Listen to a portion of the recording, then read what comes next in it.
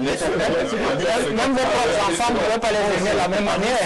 Je veux dire ici, la véritable cacophonie parle même déjà de ce qu'une décision qui relève d'un individu qui seul devrait nous dire s'il se représente ou pas. D'où vient-il qu'on convoque des consultations? Surtout que les textes sont clairs. Parce que ce qui je vous dis, deux questions ont été posées. Un, pensez-vous que le RDPC puisse encore remporter les élections? Deux, qu'a-t-il lieu de faire? Voyez-vous, quand vous dites ici qu'il faut...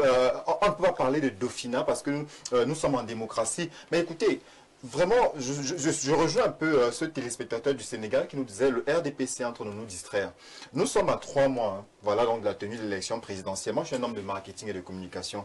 Ce n'est pas en 3 mois que vous allez nous produire les gadgets, les supports pour le candidat du RDPC. Ça voudrait dire qu'en interne, le candidat aux prochaines élections est déjà connu. Les stratégies ont forcément été mises en place. Le candidat du RDPC, c'est Paul Biya.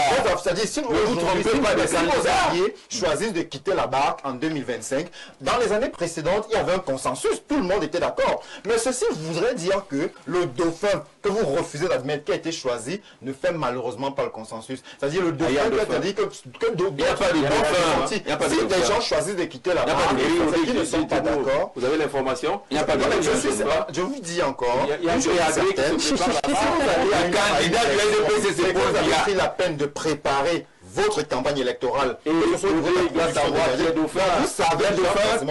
une chose est certaine, dans le cercle restreint du pouvoir à Itoudi, un successeur, celui que vous appelez de façon et c'est ce qui semble poser problème. Rapidement, on n'a plus qu'une minute chacun.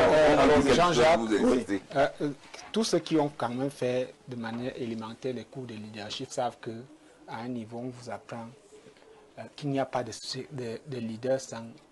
Il n'y a pas de leadership sans succès.